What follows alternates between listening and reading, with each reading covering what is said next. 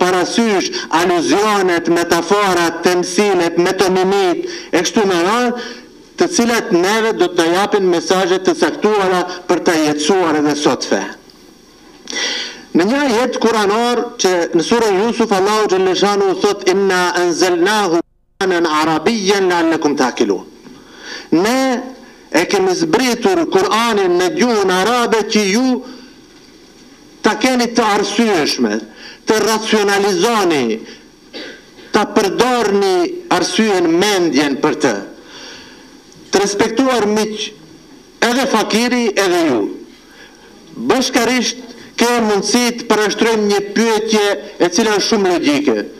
Si ta kuptoj unë arabisht? Si ta arsyetoj unë? Si ta barti dhe ta eksperimentoj në arsyen time Kur'anin i cili është arabisht? Pikërisht në këtë element, diskursi kuranor prej transcendencës, prej dimenzionit të qiellit, ose ja me gjuhën islame prej levhi mahfudhit, plakës së mbrojtur, ka kaluar në imanencën, ka kaluar në brenda botësin në përmjet të gjuhës arabe. Dhe në përmjet të gjuhës arabe, Kur'ani ka përfitu kallëpin njerëzor. Dhe prej nesh, kërkohet që nëse kemi dëshirë ta kuptojmë në esencë, gjithsesi se ata ekspertë të cilët do të merren me teologjin, gjithsesi se duhet të dinë gjuhën arabe. Njësoj sikur ata që merren me filozofin idealiste gjermane, që pa e ditë gjermanishten nuk mund të kuptojnë Hegelin. Për shkak se e në fuhungun e gjermanishtes ne mund të shprehim me 4 fjali në Shqip, ama e ka shprehur me një term. Ky element është një element i rëndësishëm duke i afruar diskursit bashkohor të teologjisë.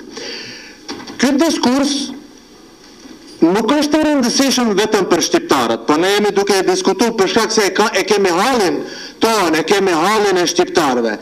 Diskursi teologjik bashkohor në periudhën e 2 shekujve të fundit të dominimit të filozofisë industriale, konsumeriste, teknologjike, ku njeriu e ka vetëm një standard konstant. Standardi konstant i njeriu të 2 shekujve të fundit është interesi. Dhe ky njeri i cili i këtë mos mendoni se e them vetëm për ato që s'kan fe, edhe për këto që kanë fe, edhe për këto që predikojnë fe, edhe për këto që interpretojnë fe. Standardi konstant është interesi. Dhe në këtë periudhë ne kemi 2 mënyra të bisedës të cilat janë të përqendruara rreth fesë. Jo vetëm te musliman, por edhe te musliman. Në përgjithësi. Diskursi i parë ose mënyra e bisedës e parë është radikalizmi dhe fanatizmi luftarak fetar. Aq i thellë sa që njerëzit janë në gjendje jo t'i vrasin për shkak të ideve të huaja të tjerët që s'mendojnë si ata nga aspekti bindjeve fetare, por edhe ata që mendojnë si vetë ata. Nëse nuk do të pajtohen në një mendim të caktuar. Ky fanatizëm luftarak, unë e kam potencën në çështjen e idesë, nuk më intereson shumë tereni, por në ndërtimin e filozofisë, e dini në cilin stadium në ka pru? Në ka pru në stadiumin që ne, deri tash, 2 shekujt e fundit kemi pas krizë të mbijetesës fizike si musliman në botë. Ndërsa tash në kanë shndëru në krizë të idesë së islamit.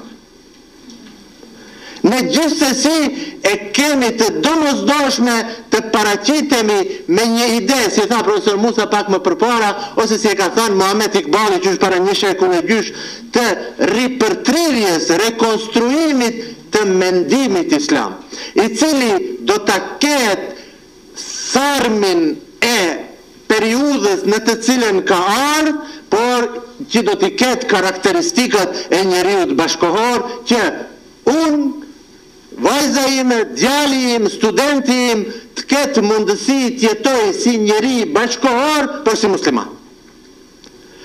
Ne për fat të keq, në diskursin fetar, e kemi nda islamin e gjallë prej islamit të librit. Një pjesë e madhe e njerëzve në diskursin e tyre teologjik flasin për çështje të cilët jo shumë lehtë kanë mundësi edhe vetë të jetojnë. Dhe kjo krijon një paradoks i cili na parashtrohet si pyetje dhe ne çka bëjmë? Atëherë patjetër e kemi që ta mistifikojmë çështjen. Atëherë patjetër e kemi që të bazohemi në autoritet të caktuar. Dhe themi valla këtu mos e ço bisedën më tutje se ka thënë filani ose ka thënë fallani. Diskursi i dytë që është ndoshta i rrezikshëm nga aspekti i idejes them, ndoshta nga aspekti social jo kaq, për shkak se nuk ka të bëjë me vrasje, ama nga aspekti i idejes se e vret edhe iden, gjenocid ban me ide, është ezoterizmi i tepër dhe okultizmi fetar. Për shembull, ky element ka të bëjë me këtë mënyrën bashkohore të prezantimit të fesë. Sot për shembull neve ateistët janë aq të guximshëm, shekullarët janë aq të guximshëm që të na thonë që valla ne juve do t'ju përgatitim të gjitha kushtet që të na vini në shoqëri, ama petkun fetar do ta mbani në shtëpi, mos na e bartni në shoqëri. Senzion tjetër. Po, pejtohem që dimenzioni i fesë, i fetaris, në fetarinë është shumë e rëndësishme kontaktit të cilën e vendosën njeriu me Zotin. Mirë po, feja është edhe fenomen, për shkak se për të fitu votat, ti e thirën priftin dhe e thirën hoxhën dhe bashkarisht i hudhni temelet e ndërtesave. Atëherë nëse është punë e ime me Zotin, atëherë pse më thirën mu për t'i marrë votat?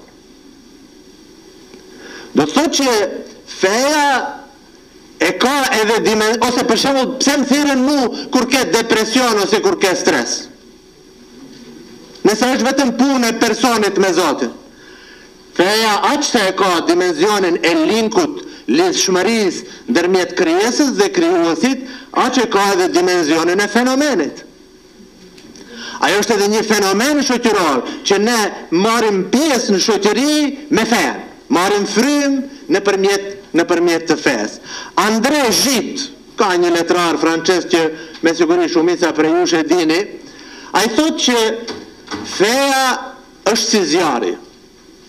Nëse ju atëherë kur ka një zjarr brenda në shtëpi, nuk e hapni derën, atëherë ai zjarri i then dritaret dhe del jashtë. E njëjta gjë është edhe me fen nga aspekti i fenomenit shoqëror. Nëse ne nuk ja hapim në mënyrë sistematike, institucionale, diskursit fetar, rrugën, atëherë ajo i then dritaret dhe në depërton në atë mënyrë që ne nuk kemi dëshirë, në mënyrë të pakontrolluar.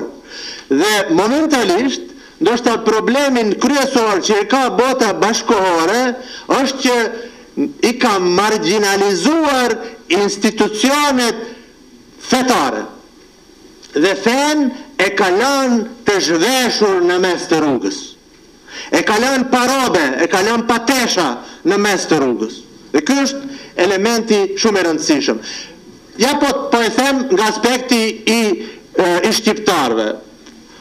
Do të më falni, fakiri jam një njeri i lirë, i cili nuk kam drojt i shprehi mendimet, as që i takojnë dhe një institucionit të caktuar.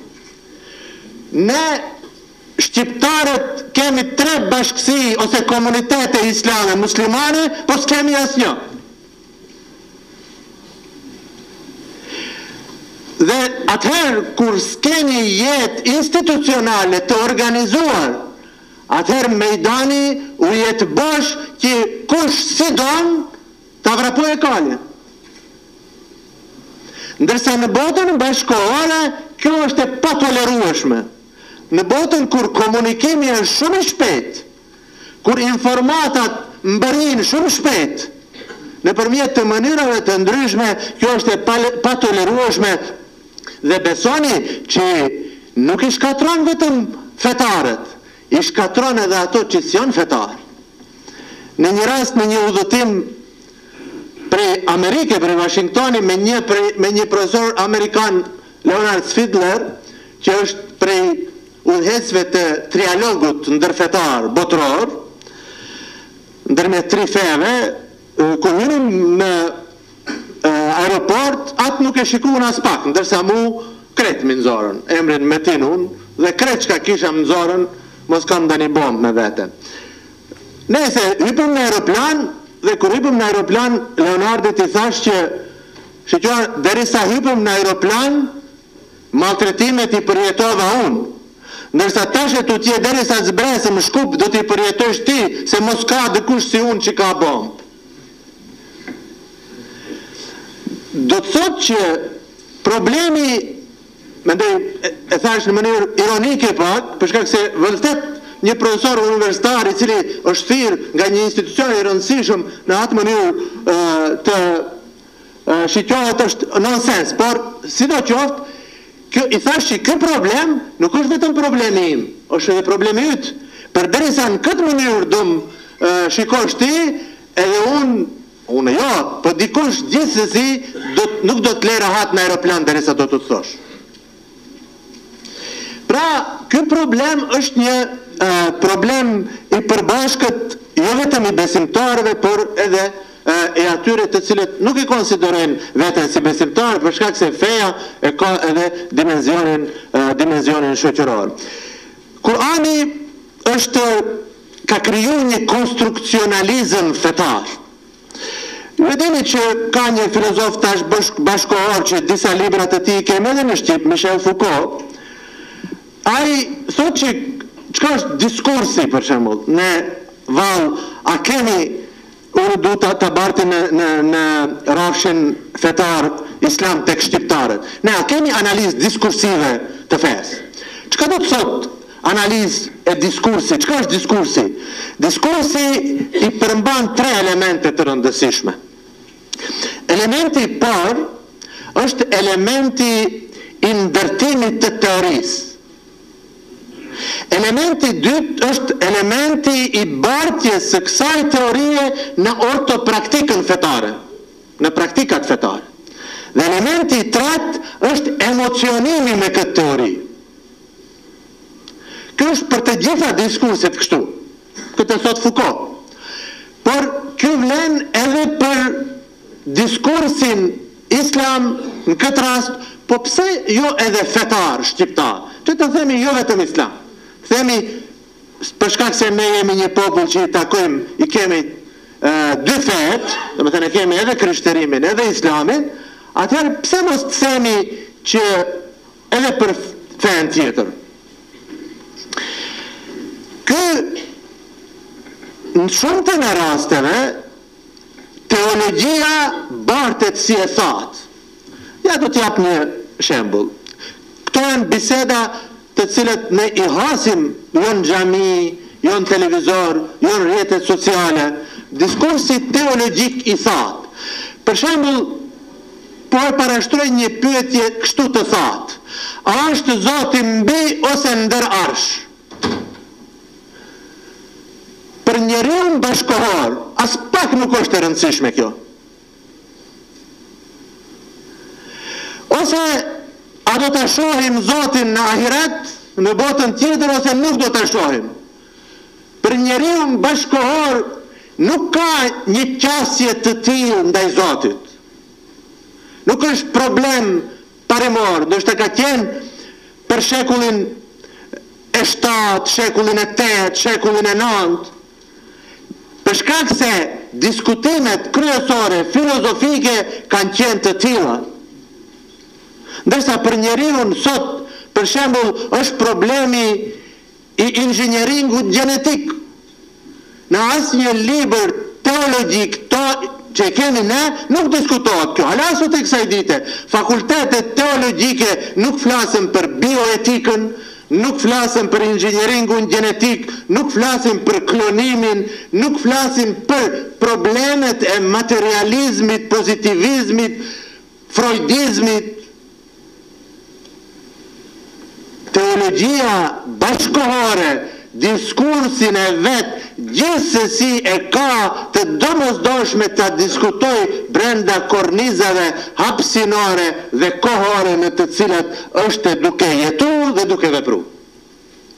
Për këtë, ato amalgamet, balsamin e kemi në edhe me fjallën e Allahu Gjellëshanuhu, edhe në traditën konstituive, me qëllim, edhe profesor Huseni e përmendi, ne ka pak në këtë terminologjin fetare përdorim në vend të sunnetit disa herë në Shqip traditën konstituive. Sunneti është konstituiv, sunneti nuk është i mbyllur, nuk është rigjit. Ai kalon me të njëjtin tharm në të gjitha periudhat e ka vendin e vetë. Edhe për ndryshe nuk keni mundësi t'i thoni që është universal. Atëherë do t'i thoni që është historik. Elementi dytë është bartje e kësaj çështje në ortopraktikën fetare. Do me thënë, rregullat e lojës në aspekt fetar i vendosën Zoti. Në atë moment kur do të thoni që jemi besimtar, atëherë Zoti prej nesh kërkon që ta falim namazin, ta japim zekatin, ta xherojmë Ramazanin, të sillemi mirë ndaj vëllezërve tonë, të sillemi mirë ndaj të gjithë njerëzve, të jemi bujar, të jemi zemërgjer. Të gjithë këto kërkohen prej nesh në momentin kur ne jemi besimtar të vërtet.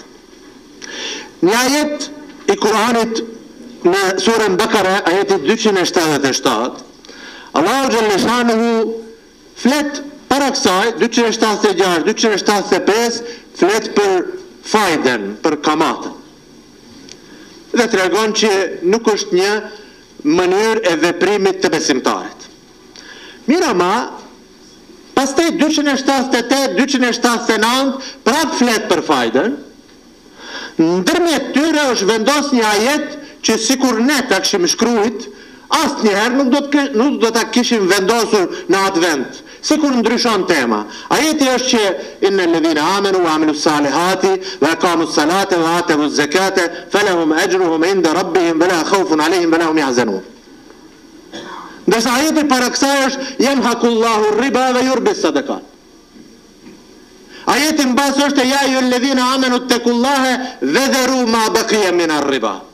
Thënë, Allahu Gjellëshanu juve ju andalon kamatën, po ju u motivon, ju preferon që t'i shpërndani vlerat. Une sadakan nuk e kuptoj si lëmosh.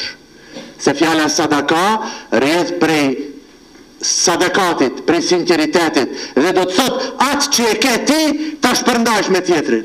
Ndërsa, fajdeja është që ti të përfitosh në sikletin e dikujt tjetër. Dhe për atë thot, karakteri i njeriut besimtar duhet tjetë ky, nga aspekti ortopraktikës. Inna alladhina amanu wa amilu salihati, të jetë besimtar dhe të jetë vepërmir. Besimi ta ketë pasqyrimin dhe reflektimin në jetën e tij të përgjithshme. Nëse nuk e ka, nëse ai falet ama mashtron, rren, atëherë prej namazit ti, thot Allahu Gjellëshanu, nuk ka kur gjë, vetëm ka bërë një gjimnastik. Dhe e kamu salate dhe atevu zekate. Do me thënë, ta fale namazin dhe ta jape zekatin. Në këtë rast, fakiri mendoj që Allahu e din më së miri, po mendoj që nuk ka të bëj me kallëpin e ngusht të namazit, e kamu salat. Po ka të bëj me kallëpin e gjërë të ibadetit dhe lutjes. Të asaj që e thash në fillim, të vendosjes se linkut ndërmjet njeriut dhe Zotit. Namazi është fillimi i kësaj rruge. Kjo vazhdon edhe me adhurime të tjera më pas në vendosjen e linkut me Zotin. Ndërsa zekjati, edhe fjala zekjat, se ne kryesisht e kemi materializu se bota bashkohore është konsumeriste dhe ne fetarët për fat keq jemi bashkëtu. Zekjati, që këtu ka njerëz të cilët e njohin gjuhën arabe, fjala zekjat hiç nuk ka lidhje me paret, me lekët. Fjala zekjat përdoret në Kur'an, kad efleha men tezekja, thot që ka shpëtuar ai që është pastruar, që e ka qëllimin e pastrimit të diskursit dhe veprimtarisë tonë brenda shoqërisë. Felehum ejruhum inda rabbihim, ata do të kenë shpërblime në audiencën e Zotit të tyre. Për besimtarin nuk ka nevojë të folet më. Kur do t'i thuhet që do të kesh shpërblimin e Zotit, ai mjaftohet. Ama për atë që nuk është besimtar, për atë thot fela khafun alehim ve lahum yahzanun, për te nuk ka as frikë, po nuk ka as dëshpërim. Dy elementet më të rëndësishme që e krijojnë sikletin, depresionin, stresin, janë frika dhe dëshpërimi, që janë si të kundërta të lumturisë. Prandaj të respektuar miq, theks të posaçëm kam dëshirë të vendosim në këtë çështje. Do të thënë, fen pa diskursin ton fetar, diskursin ton teologjik, praktikën ton fetare, gjithsesi duhet ta lirojmë prej radikalizmit dhe fanatizmit luftarak. Pejgamberit sallallahu ta'ala alaihi wasallam, Allahu xhaleshanuhu i thot që obligimi yt është që atyre në mënyrën më të mirë të abartish mesazhin tim. Nëse këtë nuk e ban, fe illem të fal, fe ma bellakse risalete. Nëse këtë nuk e ban si duhet, atëherë nuk e ke qunë vend punën tënde. Ndërsa suksesi gjatë kësaj pune i takon Allahut. Edhe një element të rëndësishëm në këtë çështje, kam dëshirë të them. Thirrja ose në gjuhën islame, daveti, pikë së pari i bëhet vetvetes.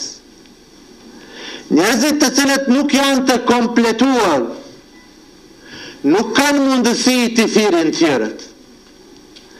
Prandaj një prej kërkesave kryesore të shejtanit prej Zotit ka qenë që bëre që njeriu kur të shiqoj të qelë syt përballë vetes, karshi vetes, ta shoh tjetrin dhe jo veten. Në ndërtimin e diskursit të pastër teologjik të ne shqiptarët, që pa tjetër e kemi të ndryshojmë, është kthimi i syve drejt vetes.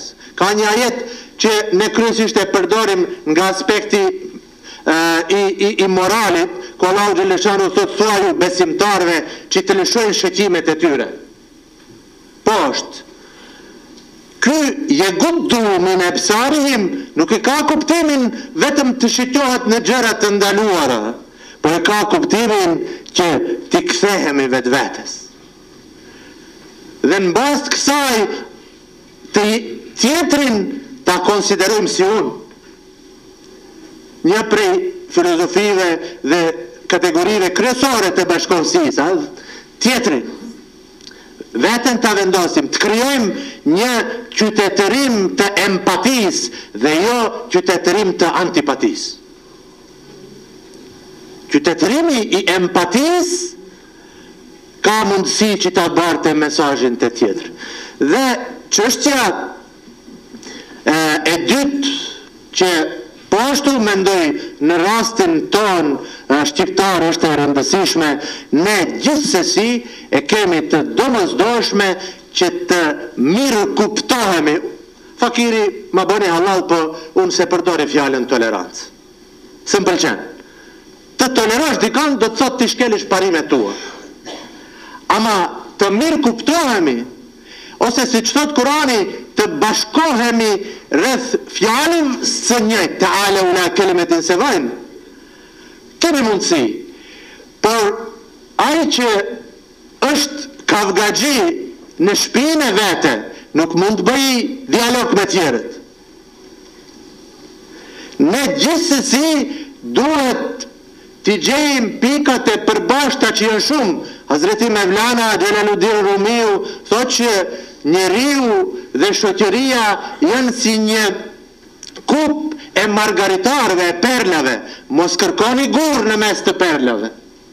Muslimanët kanë shumë gjëra të përbashkëta, shumë perla të cilët kanë mundësi që të krijojnë kontaktin mes tyre. Dhe ky diskurs i cili nuk do të jetë diskvalifikues, por do të jetë përqafues, është ajo që na shpëton neve. Por pikë pari në familjen tonë, pastaj edhe me të gjithë tjerët. S'ka dyshim. Ne nuk jemi kundër, edhe s'kemi çka humbur, ne nuk kemi frikë, ne kemi idenë e fortë. Por pikë pari të ndërtojmë këtë diskurs brenda nesh, për këtë na nevojitet kondicion, na nevojiten simpoziume, na nevojiten seminare, na nevojiten libra të përbashkët, duke i potencu pikat të cilat janë të përbashkët. Kështu mendojnë ata që kanë dëshirë të krijojnë një ardhmëri të shëndosh. Ata që kanë dëshirë ta shkatrojnë edhe të tashmen, ata janë diskvalifikues dhe nuk e duan njëri tjetrin. E di që ju lodhëm, por ju falenderoj shumë për vëmendjen, ju falenderoj shumë që bashkërisht me mu e bëm një, jo se unë ju drejtova juve, por unë kisha dëshirë që bashkërisht të qajmë një hallë, të bëjmë një. Mendoj se falë mikut dhe vllaut ton Mehdiut, shumë të respektuarit, Sajmirit dhe të gjithë juve, inshallah Zoti na e pranon. Faleminderit. Falenderojmë profesor doktor Metin Izetin për prezantimin e tij mjaft elokuent, i cili na interpretoi nga rrafshi teorik tek ai praktik, nga makrobota universale tek kombi shqiptar, tek mikrobota janë hapësirave shpirtërore. Ishte një kënaqësi, më lejoni që në emrin tuaj t'i falenderojmë të tre lektorët, profesor doktor Musa Musain, doktor Hussein Rizain dhe profesor doktor Metin Izetin. Ne lutemi Zotit të lartësuar që në këtë rrugtim të përbashkët shpirtëror, të na udhëzojë drejt hapësirave të unitetit shpirtëror kombëtar, të na ndriçojë dhe ta shfrytëzojmë këtë energji, këtë pasuri tonë të çmuar për të mirën e familjeve tona, shoqërisë tonë dhe kombit tonë shqiptar. Ju falenderoj dhe mirë takofshim në takimin e tjerë. Faleminderit.